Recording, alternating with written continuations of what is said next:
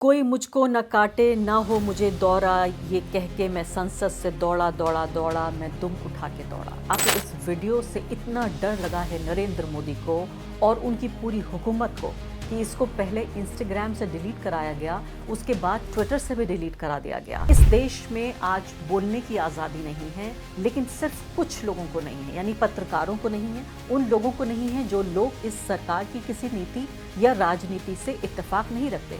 गिरिराज सिंह और कह रहे हैं कि देखिए सब कुछ तस्वीरों में ही आप देख लीजिए। अब मैं आपको क्या बताऊं, पोस्टर ही अपने आप में सब कुछ कह रहा है।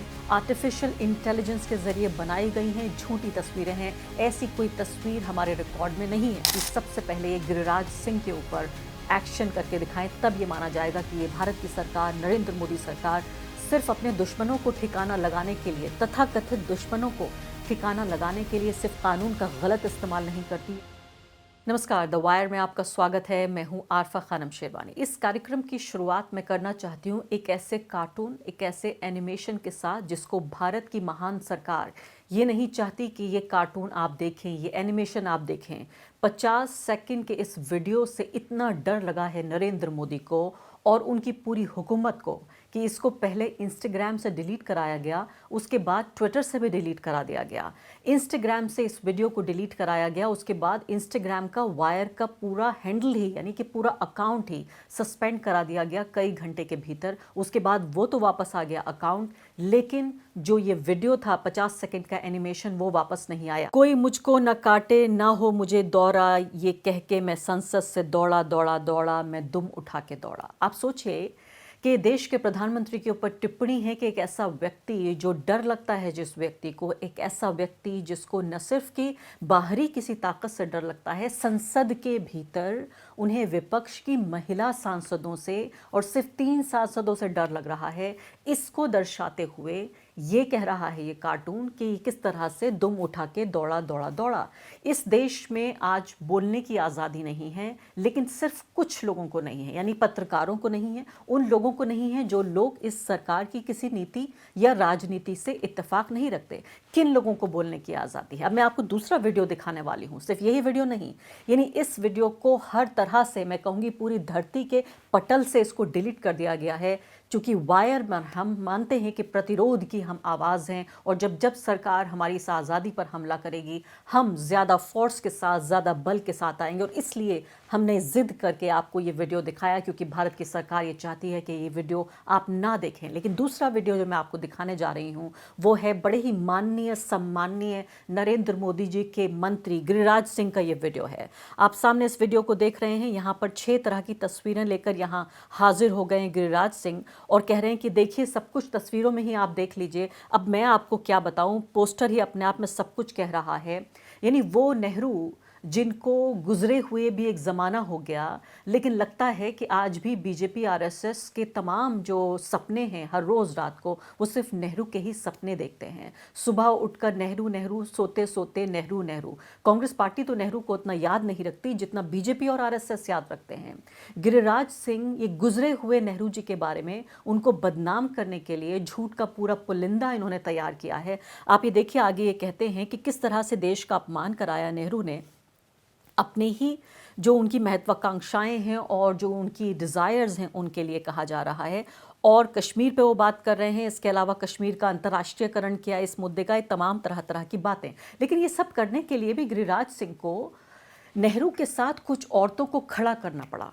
यानी नेहरू को बदनाम करने के लिए उनकी नीति या राजनीति की खराबी ढूंढने की ज़रूरत नहीं है। जो ज़रूरत है वो ये कि कैसे नेहरू एक बुरे कैरेक्टर के व्यक्ति थे, जिनका चरित्र खराब था, वो एक बदनाम व्यक्ति थे, महिलाओं के साथ उनकी नज़दीकी थी, और ये सब कुछ देखिए झूठ के आधार पर। अब ये 6 तस्वीरें आप ये देखिए, ऑल्ट न्यूज़ ने जो पर्दाफाश किया इन तस्वीरों का, आप ये देखें।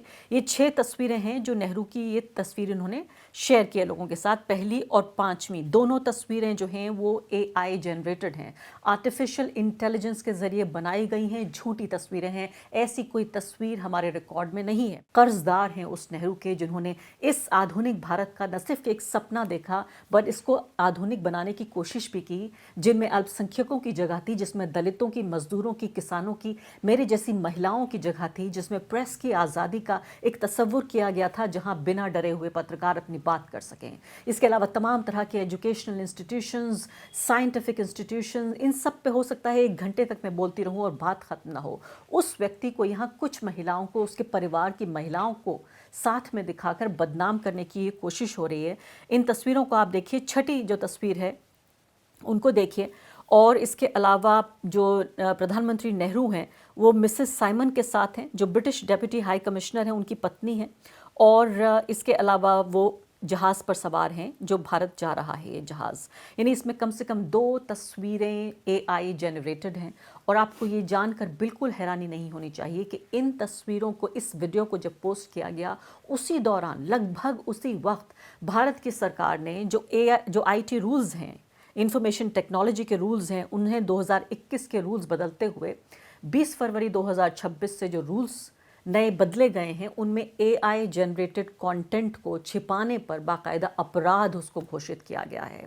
तो 2 महत्वपूर्ण चीज़ें हुई हैं। पहली बात तो यह है कि एआई के इस्तेमाल को लेकर भारत की सरकार बड़ी संवेदनशील है कि अगर आपको बहुत प्रोमिनेंट तरीके से इसको दिखाना होगा, लिखना होगा, कि लेबल करना होगा कि एआई जनरेटेड है, अगर आप एआई का इस्तेमाल करते हैं। और दूसरी महत्वपूर्ण बात, इस मामले में भी सेंसिटिव है ये सरकार, बड़ी संवेदनशील है कि अगर कोई कंटेंट सोशल मीडिया पे जाता है और उसको पसंद नहीं आता है, तो इस कंटेंट को फौरन, ये बिग टेक जो कंपनीज हैं, इनको हटाना पड़ेगा। पहले 36 घंटे के अंदर हटाना पड़ता था, 2021 से शुरुआत हुई थी इस बात की, और अब 2026 में आपको 3 घंटे के अंदर हटाना पड़ेगा। आप ये सोचिए, लाखों करोड़ों की तादाद में जो कंटेंट है वो क्रिएट होता है इस देश में, 140 करोड़ के देश में हज़ारों लाखों की तादाद में ये कंटेंट क्रिएट होता है। कंपनियों को, ये जो बिग टेक कंपनियां हैं, ट्विटर है, फेसबुक है, इंस्टाग्राम है, गूगल है, यूट्यूब है, इन सबको 3 घंटे के भीतर वो तमाम कंटेंट हटा देना होगा जो हमारे भारत की सरकार को बर्दाश्त नहीं होता, जो उन्हें पसंद नहीं आता। ठीक इसी तरीके से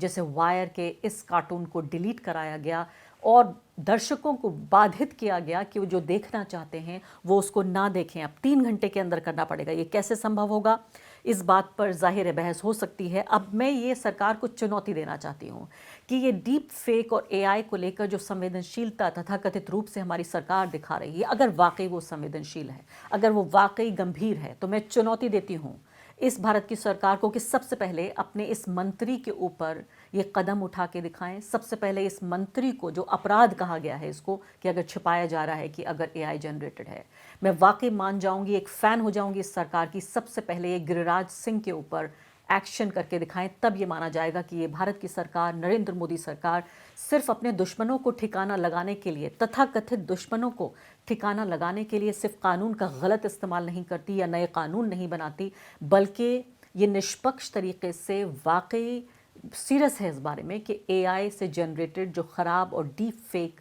और झूठा कंटेंट जो क्रिएट किया जा रहा है उसको ये हटाना चाहती है। दुबई के सिद्धार्थ वरदराजन आप देख रहे हैं, उन्होंने ट्वीट किया है और वो कह रहे हैं कि क्या वाकई में जो बहुत मैं इस मामले में हैरान हो जाऊंगा अगर ये गवर्नमेंट जो है, ये सरकार जो है, सबसे पहले सज़ा देती है इस तरह का वल्गर एआई जनरेटेड तस्वीरें लगाने के लिए। जो नए आईटी रूल्स नोटिफाई किए गए हैं गैजेट में कल, क्या ऐसा करेगी, तभी मैं उनको मानूंगा। जाहिर है ये भी चुनौती दे रहे हैं सिद्धार्थ वरदराजन। मैं आपको ये भी याद दिलाना चाहती हूँ कि किस तरह से पूरा ये डर का जो एक साम्राज्य तैयार करने की कोशिश हो रही है नरेंद्र मोदी के तले, नरेंद्र मोदी जो तैयार कर रहे हैं ये पूरा डर का साम्राज्य, जहाँ पर इस तरह से तो इस कंटेंट को हटाया जाएगा 3 घंटे के भीतर। लेकिन यहाँ इजाज़त नहीं है कि एक देश का पूर्व सेनाध्यक्ष एक किताब लिख सके, वो किताब छप सके, छप जाए तो लोग पढ़ सकें, वो बिक सके। यानी किताब लिख सके, छप सके, बिक सके, लोग पढ़ सकें, इसकी इजाज़त नहीं है। अब देखिए पूरा ये झूठ का एक झूठ पर झूठ लगातार बोला जा रहा है। पहले कहा गया कि ये किताब कभी छपी नहीं, फिर पेंगुइन इंडिया के तमाम वो ट्वीट्स बाहर आ गए, नरवणे जी का भी वो ट्वीट आ गया जिसमें वो लोगों को कह रहे हैं, उनको उत्साहित कर रहे हैं कि आइए मेरी किताब पढ़िए, किताब छप चुकी है, जिसको राहुल गांधी लहराते हुए पहुंच गए थे उस किताब को संसद में और उस किताब के कुछ अंश पढ़ना चाहते थे जिनको 5 मिनट के बाद ही रोक दिया गया। इस किताब पर पूरी बहस हो रही है कि वाकई ये किताब कभी लिखी गई, कभी छपी गई, ये बटी गई, उसके बाद रिलीज़ हुई या नहीं, लोग पढ़ पाए या नहीं। तमाम जो मीडिया रिपोर्ट्स हैं वो बता रही हैं, खासकर इंडिया टुडे की रिपोर्ट कहती है कि किताब लिखी भी गई, छापी भी गई, इसको रिलीज़ किया नहीं गया वो अलग बात है, लेकिन ये बुक स्टोर्स तक पहुंच चुकी थी ये किताब, उसके बाद इसको वापस लौटाया गया। तो आप ये देखिए कि आज के दौर में क्या वाकई इतना आसान है सच को छिपाए रखना और झूठ के इस पूरे साम्राज्य में। देखिए उस कार्टून पे वापस लौटती हूँ जिससे मैंने इस कार्यक्रम की शुरुआत की थी, जिसमें बताया गया था कि किस तरह से 3 महिला सांसद, ऑपोजिशन की सांसदों से सरकार को इतना डर लगा कि ये बाकायदा टीडीपी के सांसद ने कहा कि हाँ, मैं जानता हूँ कि इन महिला सांसदों के पास कोई हथियार तो नहीं थे, लेकिन अगर वो प्रधानमंत्री को काट लेती तो क्या होता। इससे पहले जो स्पीकर है हमारे लोकसभा के ओम बिरला, उन्होंने कहा था कि पुख्ता सबूत उन्हें इस बात के मिले हैं कि प्रधानमंत्री की जान को खतरा था। और आपको ये लग रहा होगा कि ये महज इत्तेफाक है, शायद ओम बिरला जी यूं ही ज़रा से संवेदनशील हो गए हैं या प्रधानमंत्री को लेकर वो ज़्यादा पॉजिटिव हैं इसलिए ऐसा कर रहे हैं। ऐसी बात नहीं है। बीजेपी के देखिए ऑफिशियल ट्विटर हैंडल से ये ट्वीट किया गया है और ये कहा जा रहा है कि शॉकिंग फुटेज आया है पार्लियामेंट से। कांग्रेस की जो महिला एमपी हैं वो सीधे तौर पर देखी जा रही हैं कि प्रधानमंत्री की तरफ कदम बढ़ाते हुए लगातार हम उन्हें देख रहे हैं और इस पे एक लम्हे यहाँ पर नज़र रखी जा रही है। इसको ठीक तरीके से एग्जामिन किया जाए इस वीडियो को, ये किस तरह से संसद में प्रधानमंत्री के बिल्कुल नज़दीक आती हुई ये महिला सांसद और दूसरों को भी इशारा कर रही हैं कि आइए यहाँ पर मेरे साथ जुड़ जाइए, हमले के लिए तैयार हो जाइए। ये सब कुछ इत्तेफाक नहीं है, ये सब कोऑर्डिनेटेड था।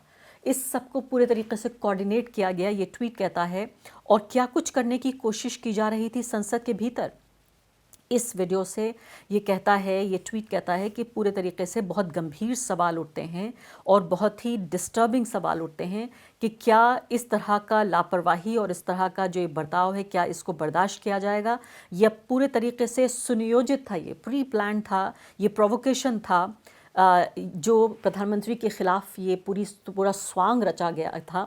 ये कोई यानी कि सीधे तौर पर ये ऐसा नहीं था कि यूं ही कोई ये प्रोटेस्ट हो गया, बल्कि पूरी तरीके से सुनियोजित था और ये स्वांग रचा गया प्रधानमंत्री मोदी के ख़िलाफ़। और हमें इसमें गलती नहीं करनी चाहिए कि तमाम जो ये बिहेवियर है, ये तमाम जो बर्ताव है, सब इंस्ट्रक्शंस के तहत हो रहा है।